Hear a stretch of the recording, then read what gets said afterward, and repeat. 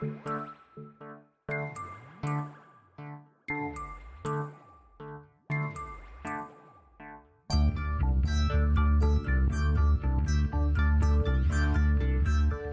is Continuum Drag, a weekly podcast revisiting television sci-fi, fantasy, and everything in between.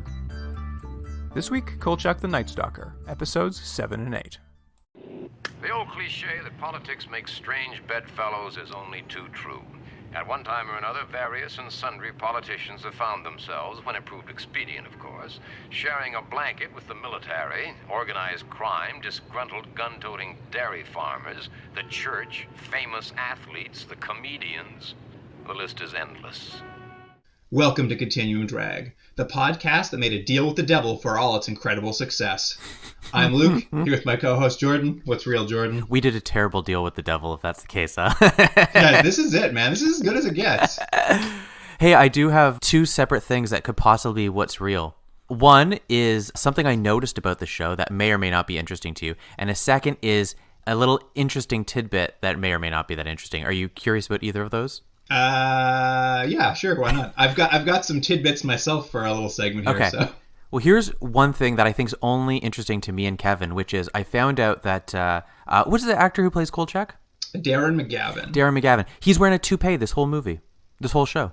Oh, there you go. Yeah. Again, it's only interesting to... you and Kevin love a good toupee. We love a good toupee and noticing toupees. So apparently he's been wearing a toupee this entire show. Usually you catch it immediately, so I'm surprised No, you haven't yet. it's a very good toupee. It's like a William Shatner original Star Trek toupee. It's very high quality. That's the one thing. And then something I noticed, and I don't know if this is actually a thing, but... for some reason I was thinking about Automan and how Automan had a couple settings where, he's at home with Automan and he's in the office at the police department. And something I noticed in this show, we've never seen where Kolchak lives. Have you noticed that? Oh, that is true. I would very much be curious as to where Kolchak lives. I was watching last episode and I was like, he never goes home. And I'm curious if that's going to be a thing where we're never going to see what he looks like, lives, because I'm also curious. Yeah, it is weird. I keep waiting for the world. Like, they keep teasing the world growing. Like, he goes to a bar, one of these episodes, where he knows the bartender, and they seem to have, like, a real friendly but, like, tete-a-tete relationship. And I was like, I like this. Like, why doesn't he come to this, or as they call it in the show, this gentleman's club? Well, you know what? You mentioned it. About half of the time it works really well, the world building in this show, because they sort of just give the impression that all these people have known him from past cases. And then sometimes it's clumsy when he's like, I need information on keys. Well, Johnny's a key guy. And you're like, okay, guys, this is a little too convenient. Yeah, it can go either way. But it was a thing where I was watching him at this bar. I'm like, oh, wouldn't it be great if, like, one of the regular locations was the like his Cheers or something? I'm like, I'd be down with that. That is good. All right. Well, Jordan, since we're talking about behind the scenes, sort of, that's my segue. It's pretty good. I did a little looking into the creative team behind Kolchak, and we've obviously talked about David Chase quite significantly and how he was a script editor on this. So I won't repeat that information. You just did. People love to hear it over and over again. But I did want to talk a little bit about the creative team that sort of put this together originally, and like some of this goes back to the TV movie, so this will be really new to you in some ways. Okay. But like Kolchak originally, because there were the two TV movies beforehand, the original one was based on a unpublished at the time novel.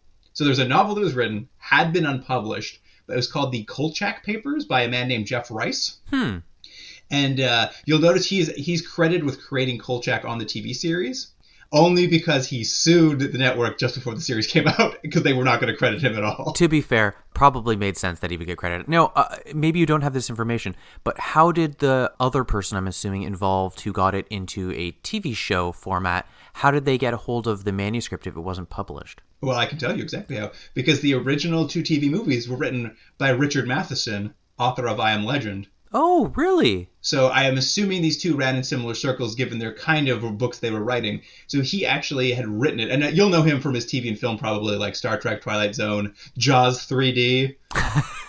The best of the series.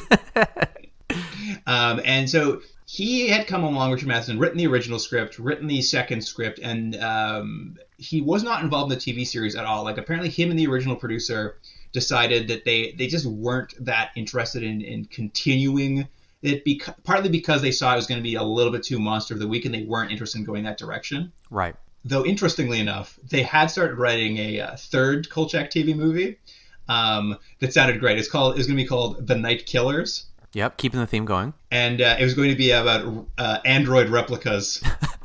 That's pretty good. That's not bad. I would have watched that for sure. But yeah, so these were the kind of guys who originated, and they ended up not sticking around. And we've talked a little bit about the ups and downs, and like the first producer on the show was fired because he was butting heads with Darren McGavin. They brought on another one, and he still fought with that one. And we've talked about how Darren McGavin kept trying to kind of take control and try to make it work, and was kind of uncredited and unpaid for all his work trying to keep the show afloat. And I'll mention, I did watch an interview with David Chase, and I don't know if it was the same one we had mentioned before, but he kind of puts the blame on Darren McGavin. He just kept saying he was a real pain and he was really hard to work with. Interesting. So they weren't a team. They were against each other. I think they were working, but I think he kept saying he was a pain in the ass. That's what he kept saying over and over. It's very funny. It does sound like he was heavily invested in the show in a way that's both interesting and surprising, but also maybe just like, I don't know. It's nice that he cared. It's nice that he cared, but maybe also to a problematic degree, you know? For sure. Well, there is one last set of notable writers that we haven't got to their episodes yet, but this will be very interesting to see when we get there. Assuming we get there, but I think we're not. I think we will, yeah. Soon. This series was the first professional writing credit for collaborators Robert Zemeckis and Bob Gale. I saw that. Isn't that interesting? Yeah, so the Back to the Future team has an episode in here, and I'll be very curious to see it. I mean, I'm sure it suffers from just having to be a Monster of the Week episode that fits the formula, but who knows, maybe it'll be a little treat. But let me say this about the Monster of the Week thing. I keep hearing that brought up anytime about the show, about like, oh, it's a shame it became Monster of the Week and stuff. I don't know if that's such a problem with the show. Like, what else is the show going to be? I think the actual problem is not so much Monster of the Week. It's what monster you pick. I think that's more of a problem. I don't think this, what do you want? A more serialized take on one villain over a season? I don't think that's as good. Yeah, I'm not sure either, because I agree. Like, some of the episodes are better. They're all Monster of the Week, but some are better, some are worse. Yeah. And honestly, we'll talk about these two episodes in particular, but like literally the second episode we're going to talk about today seems to be taking the literal structure of like the vampire or the zombie, and that's where it doesn't work, is when they just like do the exact same plot over and over and over I absolutely agree with you. Like you watch and you're just like, well, this feels like the first 4 episodes of the show, like repeated identically. Yeah, it's almost, it may be putting too much. Yeah, the show works best, and I think these next 2 episodes will be a good example of what works and doesn't work. When it's a little bit esoteric, it's a little bit hard to define, and the villain is even kind of hard to define. I think that's when the show works its best. Yeah, absolutely.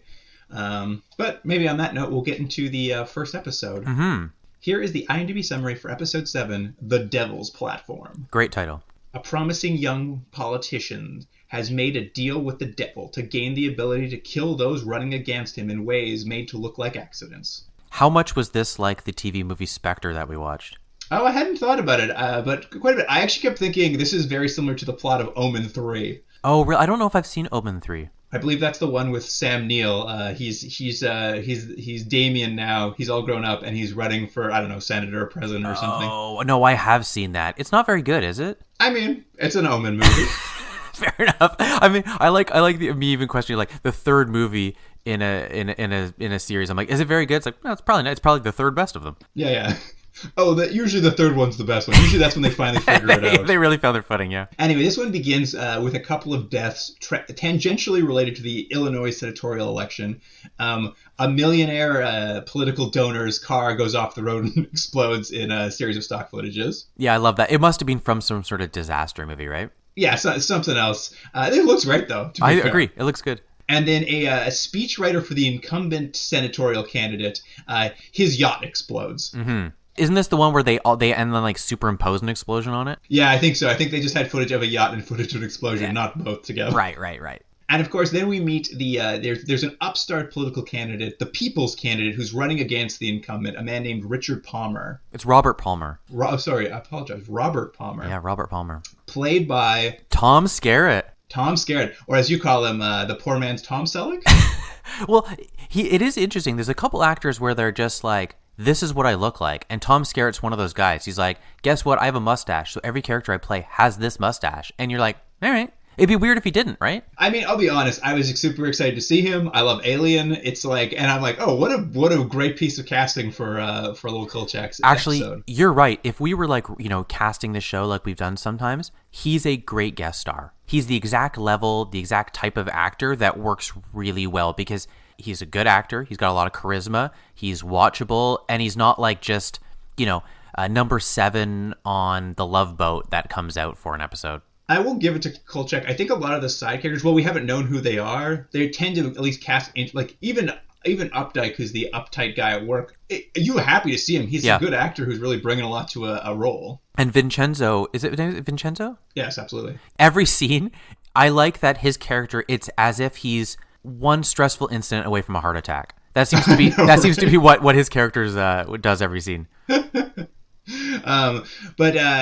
Tom Skerritt is playing this political candidate, Palmer, and he's at his campaign office on the 40th floor of this skyscraper, and his campaign manager is apparently tearing him a new one because I guess his campaign manager did some opposition research on him and realized he's like a huge crook. I guess he held office before and like was just like bribing people, stealing money. He's a real bad politician. But what I love though is I think this scene was really well written, and it's that this guy is coming in and he's basically like, I'm supposed to be on your side and you didn't tell me how awful you are and A, B, C, and D. You've done all this stuff, and he's really giving it to him.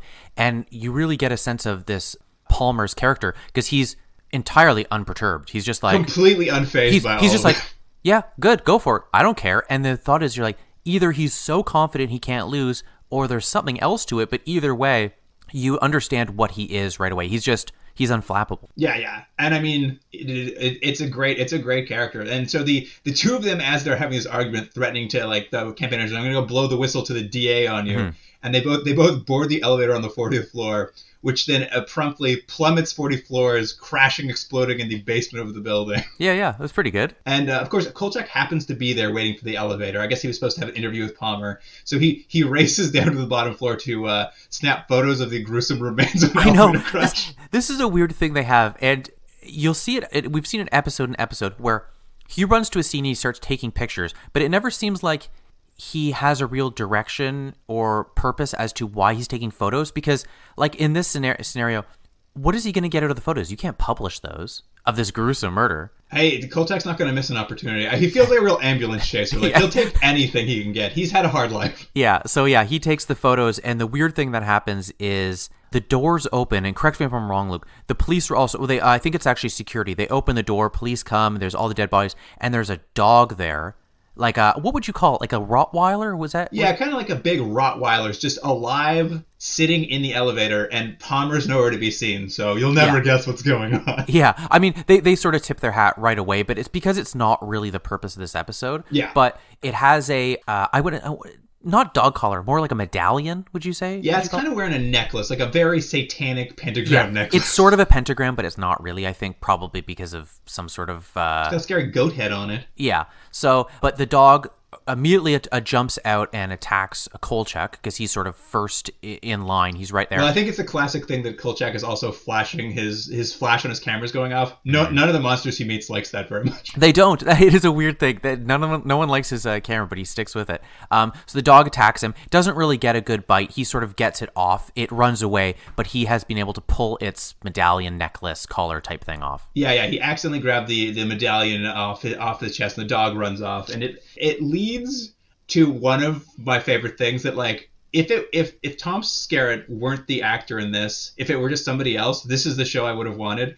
But like, there's a period of time here where Kolchak just walks around, going about his business in Chicago, just walking the streets, and this dog is forced to follow him everywhere because the dog's just trying to get his necklace back. And I was like, I would love to watch an episode where like a man now trapped in a dog's body has to get a necklace off Kolchak, and Kolchak has no idea what's happening. All from the dog's perspective? Well, and they cast a really good dog who's actually quite a good actor, because it's fun to watch that dog just follow him down the street. I agree. The dog is a good actor. I was really enjoying that dog. It's a very funny thing. But thankfully, I was a little worried they might go that way, but because I'm like, you got to bring Tom Skerritt back. I don't want to watch an episode where he was in the first 5 minutes only. Yeah, but I mean, I don't think we're saying too much, because it's pretty clear right away that Palmer is the dog. And Yeah. there's some sort of weird satanic thing happening, and because the necklace has been taken off him, he can't become his human form. And again, that's not ruining anything. That's what they show you right away. Well, that's just it. Kolchak goes to watch the televised debate, but Palmer doesn't show up, and then we just keep seeing the dog follow him around town. And Kolchak will eventually develop the photos he took of the gruesome elevator accident. And initially, the dog's in the photos, but slowly it fades out of the photos, Back to the Future style. Okay, I didn't understand that though. Was this just supposed to be some sort of mysterious, mystical, satanic thing that the photo got adjusted? Because the dog never disappeared, so I didn't understand why it had this Back to the Future moment. Can you explain that? It is. I think it is supposed to be just like Satan's power, because initially the dog is in the photo, and when he develops it, and he's walking around talking about it, and then at some point they cut back to the photo, and you see the dog fading out of the photo, and it's just, I guess, Satan can do it anything. Oh, okay, all right. Satan can do it all, Jordan. It didn't really have any effect on the episodes. I just thought it was a weird thing to add, because it wasn't like that was his one evidence, and no one believes him. No one believes him anyways, right? Yeah, I mean, no one really believes him. This dog's involved for sure. So it was funny. It's a way to isolate him, but an unnecessary way.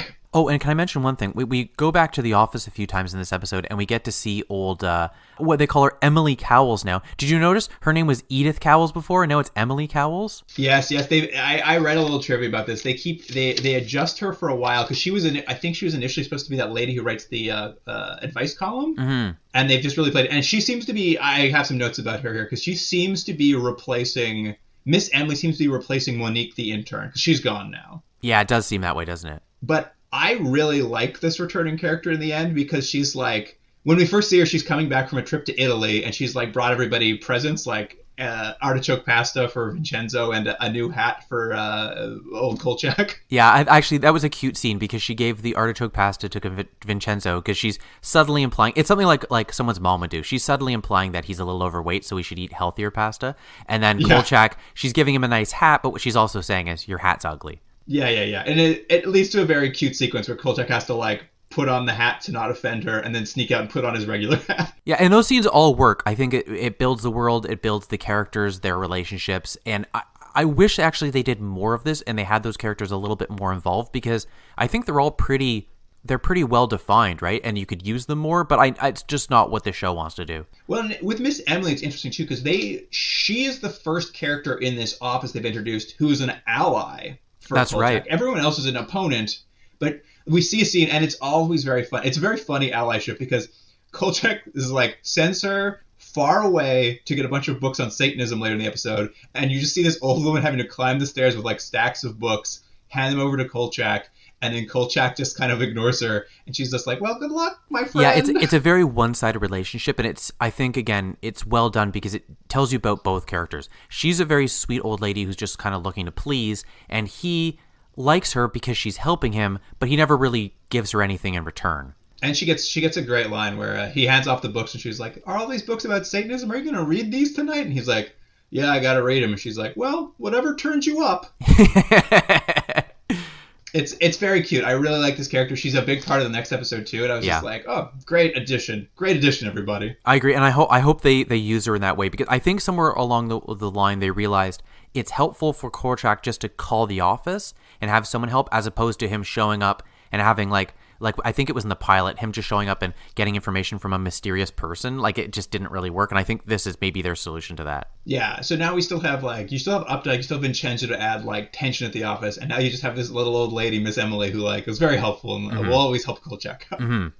But yes, Kolchak is still on his assignment, which is to interview Palmer about the election. So he heads off to Palmer's mansion, where he finds that he's not at the mansion. His wife like kind of plays it cool, like he's out somewhere, but it's quite clear we know that he's still stuck as a dog. She more than plays it cool. She's as abrasive to Kolchak as like every sergeant and lieutenant in the police department is. I also like, she closes the door to his face, and Kolchak just turns the camera and says, "Expletive deleted."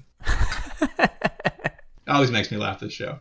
But of course, as he's leaving the mansion, that dog appears, attacks Kolchak, like rips out the pocket of his jacket, gets the necklace back, and then as Kolchak's getting back on his feet, Palmer, of course, appears around the corner and says, "Hello, it's me. I've just been grieving my dead campaign manager, that's all." And you know what I kind of like is, again, to Palmer's character, he's always very suave and very smooth. So it's just like, I think he almost even knows, like, I know this is sketchy, but I'm not even going to call attention to it because ain't I charming? He's like, I'm so charming. The devil's on my side. Yeah. Nothing's going to touch me, baby. And that's, I think, maybe what it is. A good point, Luke. And again, this is not ruining anything, but he has made some sort of deal with the devil. That's what's clear with this necklace and stuff. And I think it's part of his character is that he's so confident because how can he lose, you know? Yeah, and I mean, I think to the benefit of this episode, like obviously there's the plot of Kolchak's figuring out what's going on, as with every plot, but this one really allows you to spend time with Palmer alone as well. So it doesn't feel like it's just like trying to figure out who the vampire is. It's like, oh, we all know, and now we get to spend time with the villain as well, because what we get is a scene after this where Palmer gets a call from his campaign manager's secretary, and she's invited him to like a park in the morning to have a private conversation. And it's revealed that like she's an ex-lover of his, and that like clearly he got her a job at the campaign. And anyway, she's testing the water to see if their love affair is really over. It definitely is. And she's like, well, I've got nothing left, but I did find this letter that your campaign manager left with the DA's name written on it. And she's like, I'm sorry, but I got to blackmail you. I need money. Like, there's nothing left for me here. Yeah. And Palmer's really calm. He listens to this. He's like, so you're blackmailing me? And she's like, yep, sorry, that's what it's going to be. And then he just turns into the dog and immediately starts mauling her. And I was just like, man gets the work done, man. Well, that's always in his back pocket. Anytime there's a problem, can you imagine you're at work and someone hassles you? You're like, you know what? It's time to maul this person as a dog. It's like, no, let's close this up right now. It's the old, you know what it is? He's got the old Joseph Stalin solution to problems, which is, what was the Joseph Stalin? Is it, when there's a man, there's a problem, no man, no problem? No man, no problem. That's his classic reggae song. Stalin's classic reggae song. He loved reggae. Unfortunately, it doesn't go quite as well, like because he's doing it in broad daylight. Like some people see a dog mauling a woman, they shout, some police drive up. As with all Kolchak villains, the dog just like takes bullets like nobody's been. Like you can't kill a villain with a bullet in the show. And one of the cops, the one who gets the line, is he's a character actor named Robert Dupuy. I don't know if you've recognized him. He's been in lots of stuff. I mostly know him weirdly as one of the few actors that is in all of the RoboCop movies. He plays like the lieutenant in all of them. It's just like consistent. They couldn't even keep what's his face who played RoboCop. He had to get replaced. Weller? Yeah, Weller's gone, but this guy stays through all the movies. Anyways, he's a good actor. He's been through lots of stuff, and I like that he got a little part in here. Yeah, there's a nice little scene here where Kolchak and him talk about the dog and how it just like the dog seemed to want to take the bullets just to like mock him. Yeah. The dog's just as confident in dog form as it is in human form. Very confident as Palmer. So the secretary survives, and so Palmer later that night has to sneak into the hospital and kill her in the old-fashioned way, I guess. Some sort of strangling or turning on medicine or something. Yeah, I think what it was death by overdose. I think whatever medication they're having, he just sort of cranks it up, and then they I don't know if it entirely works, but it's just a fast way of doing it. You know what? Anything's better than having someone take a pillow and put it over their face. We've seen that enough. It's true. And I mean, honestly, like it doesn't really go anywhere, but it does lead to another great scene where there's Kolchak's like confronting a doctor trying to get the truth of what happened to this woman, and the woman's just like, she died of a stroke, man. What do you want me to say? And then Kolchak's like, is that your official statement? And she's just like, well, you know what they say, Kolchak, different strokes for different folks. When's the last time you had a checkup? And I was just like, did this woman just like make fun of Kolchak's health? Well, it was a weird thing. What it is they say she died of a stroke, and then she's like, different strokes for different folks. And I was like, I don't think that's what that phrase isn't meant to. It meant to evoke. It's not meant to evoke literal strokes. Well, I think she was trying to imply that like Kolchak's up for a stroke next due to his unhealthy lifestyle. Perhaps. Anyways, I did like this actress. For a second, I thought it was Majel Barrett. I don't know why. But anyways, she's also sort of a little bit antagonistic with him, and they have a tete-a-tete. At one point, she's like, are you a doctor? What do you know? And then he's like, are you a reporter? And I was like, well, Kolchak, I don't know if that works.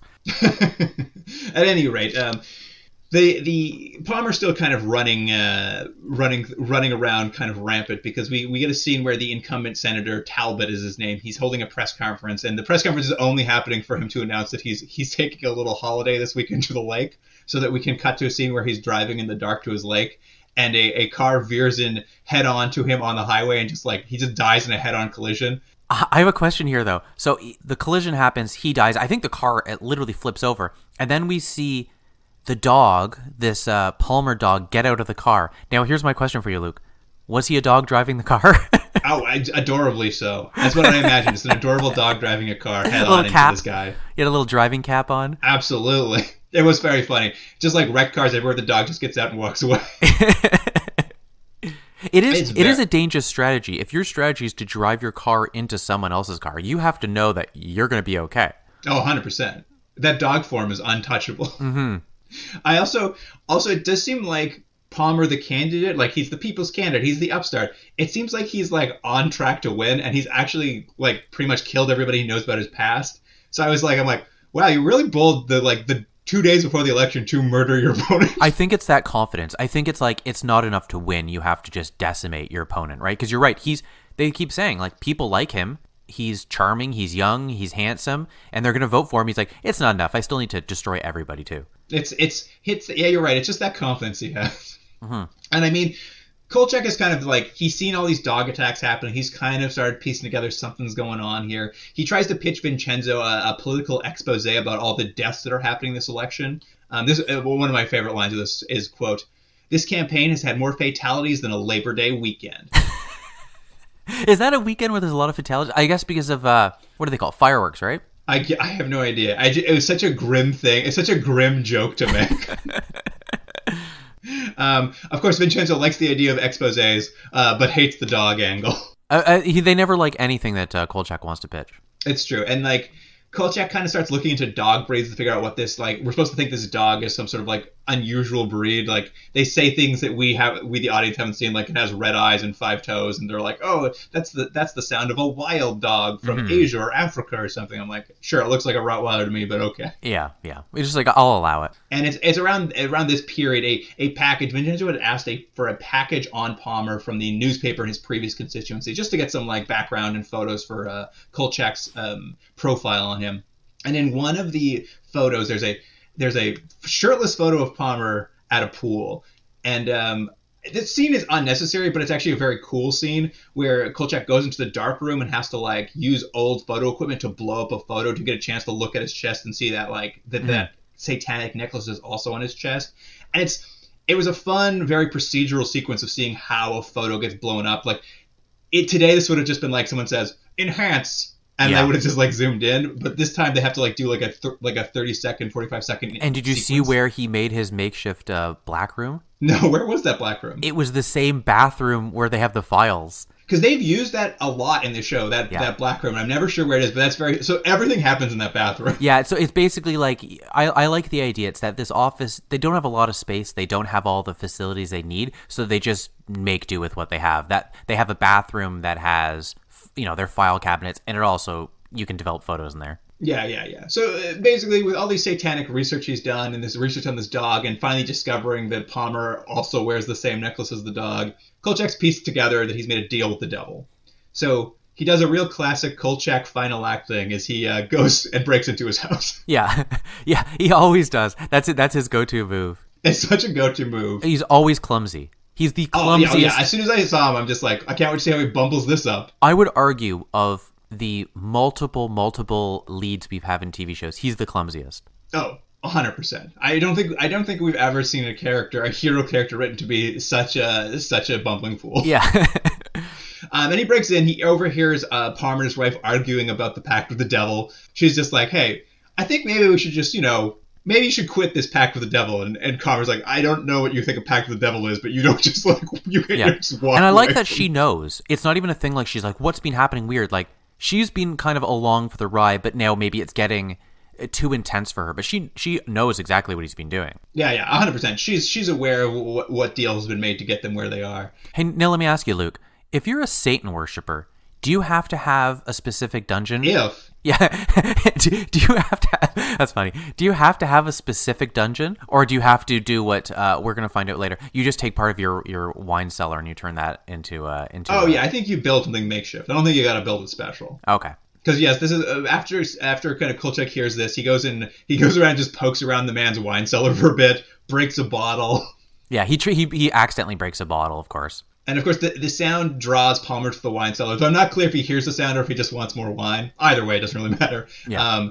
there's like a whole thing where Kolchak almost gets caught, and then Palmer goes into like through a door, and then when Kolchak goes to check the door, it's just a closet full of jackets. I don't entirely understand. I guess there's a false back that Kolchak can't find. Yeah. So Kolchak has to wander around this really large wine cellar until he basically like peeks his head around and sees Palmer in his satanic ritual room. Yeah, he's no like dressed like Anton LaVey or something, right? Yeah. Robes on. He finishes his whole ritual, and it just goes to how cool and collected Palmer is. He finishes his ritual. He pours a couple glasses of wine. He's like, I love it. Kolchak, come on out. I know you're back there. Just come on out, man. Yeah, without hesitation. He's not like, I'm going to stop my ceremony, stop my chanting or praying or whatever it is. He's just like, let me finish. He's like, all right, Kolchak, come on out. You can't beat me. Yeah, he's just like, listen, Kolchak, here's the thing. I made a deal with the devil. But you know what I could use? I could use a reporter on my side. How would you like to work with me and Satan? We could all team up. And he's like, he knows all of Kolchak's like secret hopes and dreams, which is great. It's like our deal with the devil where we just got this podcast. They're all very minor. Yeah, well, that it is interesting because there's this implication that they can somehow read people's minds or feelings or know their desires, and it's stuff like, I'll help you win the Pulitzer, and you can get a job at a better newspaper, and you're gonna have a nicer chair. That's right. And of course, if he doesn't want to do that, sorry, Kolchak, it's blood sacrifice time, I guess. Yeah, you got one good option and one bad option. Yeah, and of course, Kolchak's just like, so can I have the night to think about it? And he kind of makes a run for it. He's like, I gotta get out of here. There's a bit of a chase sequence happens.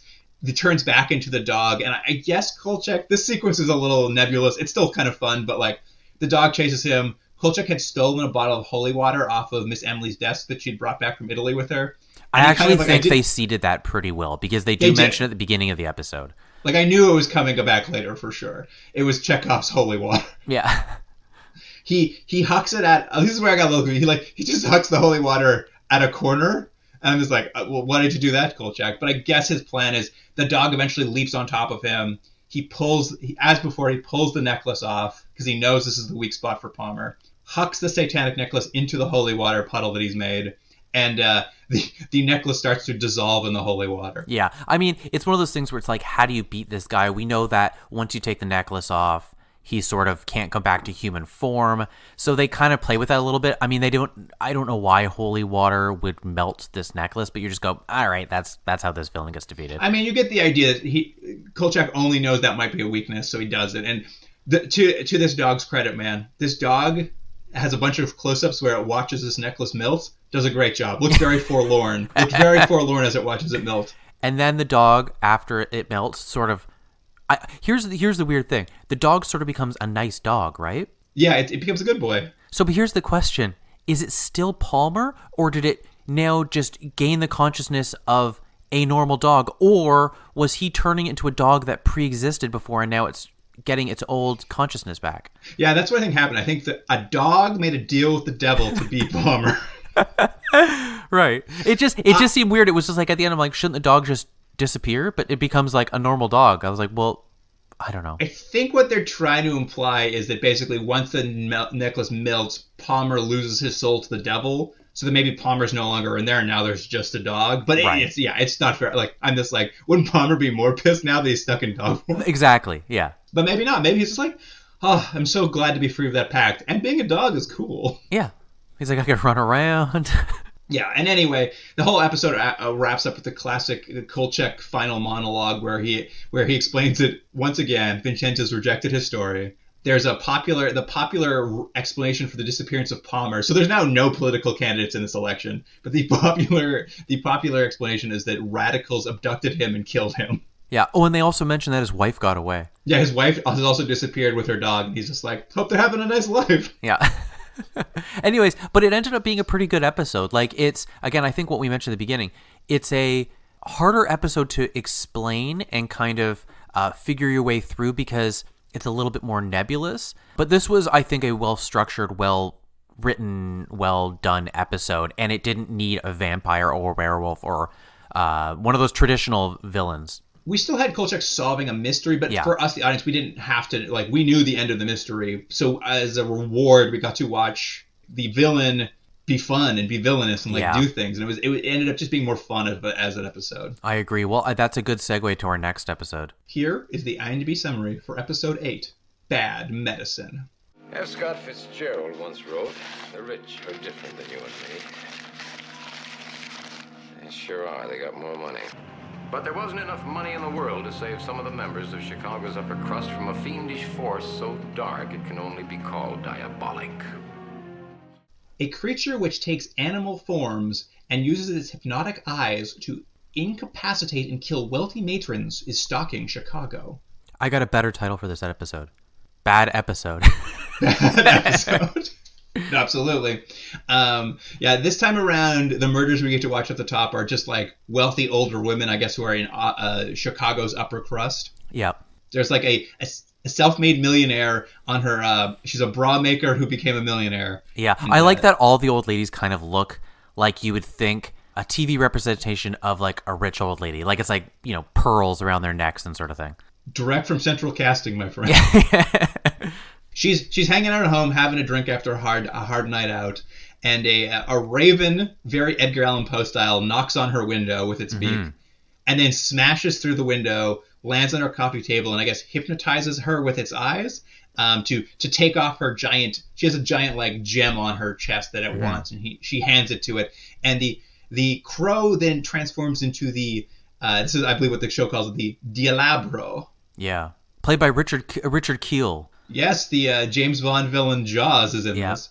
Unfortunately, James Bond villain Jaws is spray tanned and playing an indigenous man, which is very uncomfortable. Yeah, here's the thing. You immediately lose at least 1 point just for that.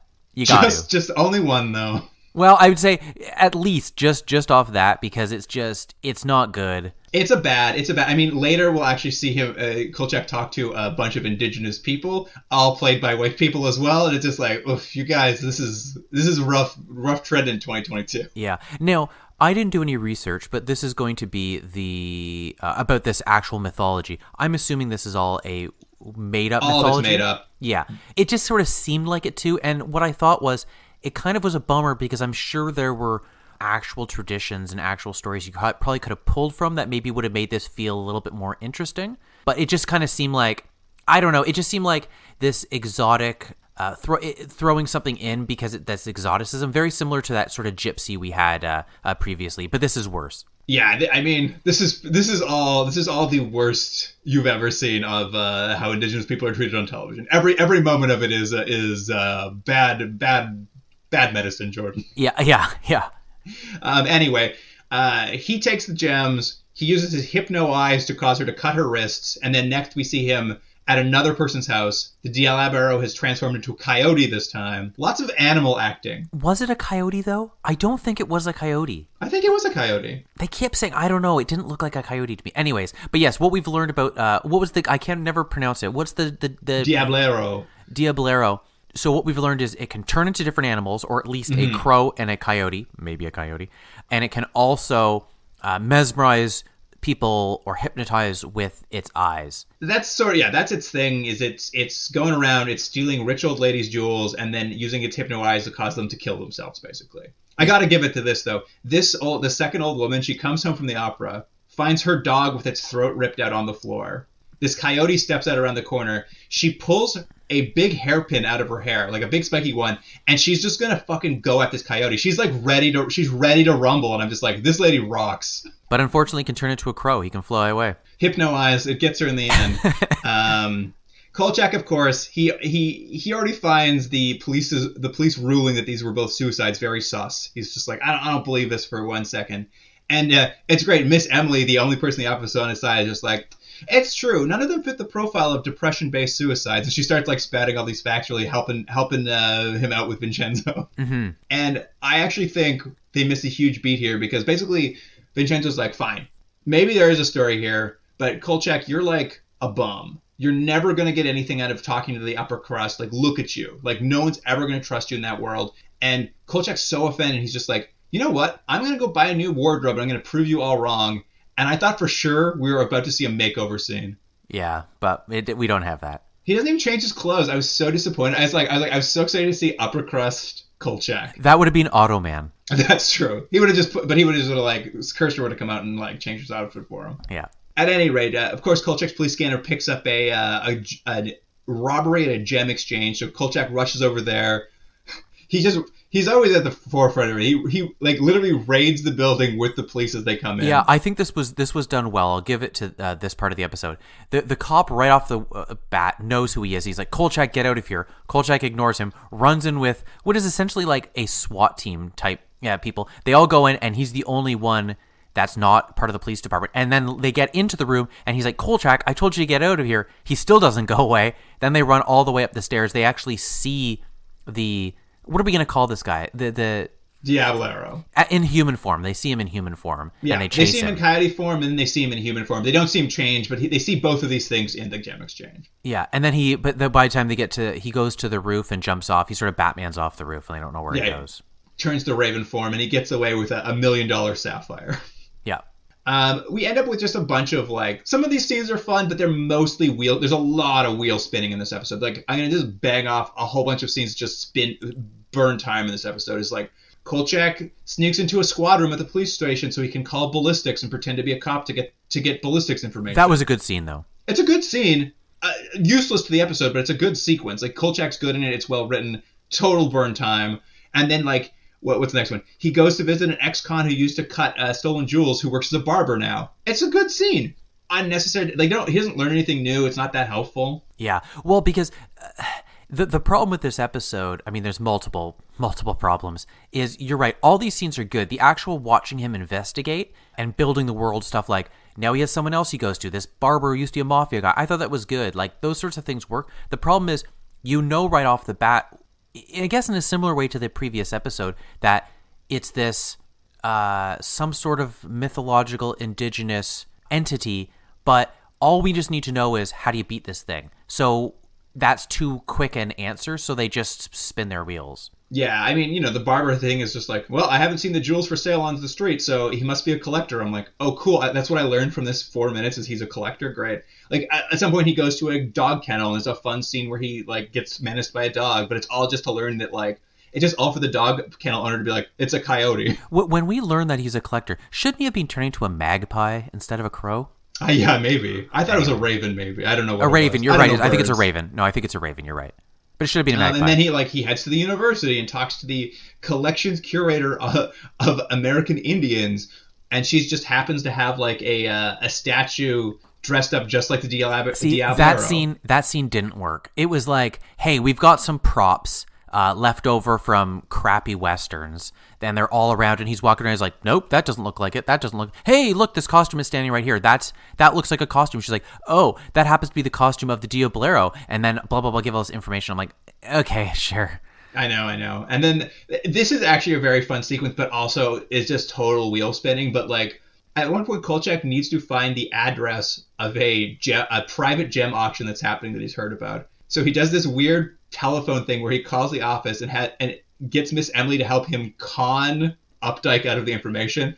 It's like a fun scene for those three characters, but like that's all it is. Like, it's so much work to just get an address. Yeah, so it's the joke is that so he can get to this auction and pretend to be someone else. But the funny thing about this, and I thought again it was done well in this episode, was that he tries multiple times to get into the auction and they won't let him in. Like, it's not one of those things where like, oh, this checks out. Like, he tries an identity, it doesn't work, and then he admits he's a reporter.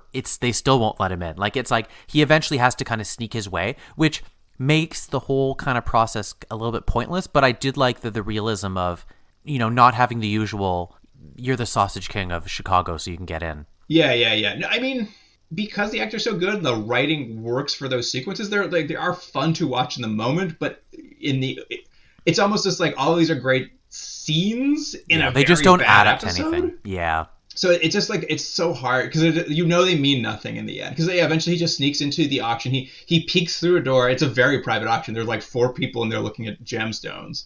And then the Raven smashes through a window, hypnotizes and murders everyone immediately. Yeah. And then Kolchak throws open the door so he can take photos of the body and the Diablero like he likes to do. And of course, with all Kolchak villains, the Flash blinds Diablero so he can't hypnotize him. How many has it been now at this point?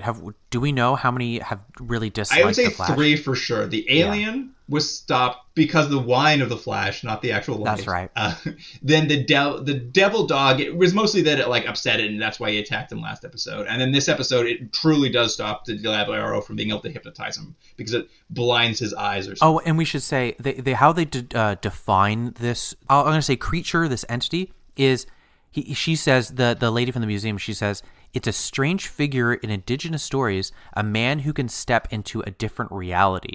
Yes. So, and I don't know if that really defined anything, but I was like, is he stepping into a different reality? And they just don't. They're making up a creature that they want to sound authentic, but it's all like, this is what happens. Is like that curator calls her back to her office because she's like, oh, these indigenous people want to talk to you about it, and it's like just like not good. But like they basically are there to explain it. So it's like Diablo, this particular one. Apparently there are lots of them, but this particular one they happen to know has a curse on it. It needs to make an eternal treasure as an apology for the treasure it stole from the gods. So it just wanders around stealing jewels trying to make this eternal treasure, I guess. Yeah, and I think they later on say quickly, if not explicitly, that all these sort of famous jewel heists over the last, 500 years have all been due to this guy? Well, that's the end. The closing narration is Kolchak just up out of nowhere says, hey, he's been stealing jewels for 300 years. Remember Queen Elizabeth's crown jewels or Nicholas the First Star Sapphire? Maybe it was him. And I'm just like, dude, what? Also, Kolchak, not very good reporter. Yeah, this is some of your worst writing. I hope Vincenzo doesn't publish it. Yeah. But we do find out though the indigenous people that for some reason are standing in a line at this museum waiting to tell him information. We find out that the character is also essentially a Medusa and can't see itself. Yeah, if you show itself in a mirror, you kill the thing. It's all so dumb. Yeah, it's all awful to watch these white people in these wigs. It's all terrible. Yeah, it's like from what was those Roddenberry, like the Planet Earth type kind of thing. Yeah, absolutely. It's all very unpleasant to watch. Anyway, Kolchak also happens to recall a story that he heard Updike working on at the beginning of the episode about a skyscraper whose developers went under, so they were only able to ever like get people into the first 5 floors of this like 40-story building. And because the mythology heard about the Diablo was that it used to live in cliff sides, he's just like, well, if it used to live in cliff sides, it must be living in this empty skyscraper, I guess. Know. It was such a large mental leap one would have to take, but because they only have 7 minutes left in the episode, they've got to. I mean, even the voiceover is Kolchak being like, it was a long shot, but what was I going to do? The episode was almost over. And then he pretends to be like a neon light salesman to get into the building. It doesn't really matter. The only part that's fun about it is that he has to climb all 39 flights of stairs, and then you just see the actor getting progressively sweatier. Yeah, that's right. Again, it's the shame with this episode is of all the episodes we've seen, and I think we've seen 8 now, this has some of the funniest scenes and some of the quirkiest little investigative scenes. And it's a shame that it's in service of a not good episode. Yeah, one of their worst. He gets up there. He finds the Diablero. It's just throwing the jewels into a fireplace. Sure, why not? Yeah, that was weird, wasn't it? I thought it was going to be a scene where we had it sort of like, again, like a magpie. Like there would have been, I don't know how to say, like a layer or something that had all these jewels all over the place. Like it was creating... Well, we're told it's supposed to be making an eternal treasure, and it's just throwing gems into a fire pit. Yeah. Kolchak, of course, has brought a hand mirror with him. Because he's Kolchak, he immediately drops it and breaks it. We get a little chase sequence where he runs around this unfinished skyscraper until he finally does find a mirror, at which point he just holds it up and defeats the Diablero. Which, great defeat sequence. Oh yeah, because it like starts smoking and then it like melts and then every time they cut back, it gets worse and worse looking. Yeah, it cuts to him, it's smoking, and he's like face is melting off, and then it cuts and it's just a skull that's puffing smoke on the ground. Yeah, and then it becomes ash, and then I think he even later says in his voiceover there wasn't anything. Like I guess the ash just disappeared. Yeah, it's just like, and that was the end of Diablero. What an episode, everybody. Yeah, it was a bad one. And that's it. Like that was the episode. It was not. It was such. The show seemed to be getting better, and then it's just like, oh, you're gonna do these again now. But you're right. That's what it was. It's you said at the beginning they tried to do a vampire, werewolf, Jack the Ripper type episode, but they didn't have that sort of known character that we all sort of is just in the cultural zeitgeist. So they're like, we'll just make something up and then fit it into that the bones, that structure, and it just doesn't work. And it's such a bummer because so much of the episode, other than the actual plot, is fun, and you can see the show hitting its stride in terms of that. But like, oh man, this was one would not make the best of list. No. I mean, you could feel it. Like those sequences that are kind of fun just don't do anything don't service the plot. It's just like we have like 20 minutes of plot. We need to fill 20 minutes of episode, 40 minutes of episode. But we're 8 episodes into the show now, and I think that is what we can take from it is Kolchak is one of the strongest characters I think we've seen in a TV show. The actual structure of the show is good. It works. I don't mind the Monster of the Week. Where the show either rises or falls is based on the villain, and in my opinion, the better episodes are ones where it's a villain we've never heard of, but it's like, an entity or something. And this sort of getting into weird cultural stereotypes and things just don't work for the show at all. Yeah, when it's just like some super villain, he has to like go like anytime they go back to that vampire, that like they have to do those beats where it's just like the same beats over and over. It just doesn't work. Even the vampire worked better than this because you saw things more from the vampire's perspective. Like, well, and there's also, no perspective. It worked. We already did that. The point of the vampire was it was so, and Jack the Ripper, they're so strong. How do you defeat this thing? It's like, well, he has to do something because he's not a physical person. He has to find another way around it. It's like, great, we've had that episode. So you don't do that episode anymore. Do you know what I mean? So it's like, because they wanted to make this guy this, like, Richard Kiel is a 7'2" actor. He's an imposing figure. He's not an indigenous person, but I don't know. It just didn't work. Honestly, I was watching these 2 episodes. We came back and had a little break watching these, and I watched the 7th one. I was like, man, this show, I really enjoy it. And then I watched the 8th and I was like, this show sucks. Yeah, it was a real dichotomy, these 2 episodes. Also, I'm obsessed with 2 weeks in a row, just like a lot of animal acting. Yeah, that's true. Anyway, you want to get into rating these? Yeah, let's do it. What do you think? Why don't you go first for episode 7? Bad religion. What was it called? The Devil's Platform. Yeah. I'm gonna say this right off the bat. I am a real fan of the genre of 70s satanic panic stuff, and this was like, it's not the strongest version of those things, but it's satanic panic all over the place. Yeah, that your politicians are in bed with the devil kind of stuff. Tom Selleck is great in it. I honestly had a great time. It's just still lots of there's a few problems, and it's not like the best episode they've done, but there's a lot of fun in the episode. I'm gonna give it a 7.5. I'm pretty close to you. I'm gonna give it a 7. There was something that didn't quite hit. I think the highest it's hit, which I think was that episode about the alien. I think was the best episode so far. But this was a much much stronger episode. So 7 out of 10. Yeah, it was a lot. It was a lot of fun. And then there's Bad Medicine, which is just like, it's such a bad, like, and I've talked about all the good pieces of it, and it makes it sound like I liked it a lot more than I did. It was hard to watch. It was so boring. It was so long.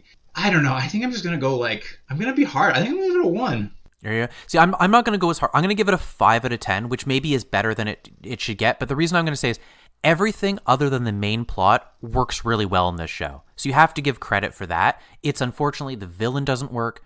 It's hard to watch in 2022. It's an offensive portrayal, and I mean, I'll take off half the marks for that, so it loses 5 marks for that, but I'll still give it a 5 out of 10 because I still like Kolchak. I like that they've added Emily as a character. I like the investigative parts. The villain sucked. That's what's so crazy is there's so I like Emily. I like all the little bits, but it just it all added up to nothing. Yeah. I was watching the investigations and I was bored because I'm like, oh, I can't wait for this nut to amount to 0. Well, because you also know, because the villain isn't defined very well, you knew that it was going to be a lame end, and it was. It's like, oh yeah, he showed a mirror. It's like, okay, you could have done that 20 minutes ago. Yeah, cool. Yeah. Like, you told us that 2 minutes ago. The only way to beat his mirror. I'm like, oh, what tension then? Yeah, I know. Anyway, well, that wraps it up for these 2 episodes of Kolchak. Hopefully, I'm a little worried. I get the feeling that maybe we're going to start shifting to more Bad Medicine episodes than we are to Devil's Platform episodes. But I think it's going to be sort of hit and miss as we go. Yeah, I'm a little worried that this is the tipping point. It's something about the way these 2 episodes came back to back. I'm really worried we're at a tipping point. Mm-hmm. We'll see how it goes. But if you want to email us, we're at continuedrag@gmail.com is that address. And then on Instagram and Twitter, we'll have some clips from this show, some dog acting, Milton guy, that was good. A Milton man, some crow acting. We're going to have it all. Yeah. Raven. It was a raven, right? Raven, yes, thank you. But listener, thank you so much for joining us. And Jordan, I'll see you next week. See you then.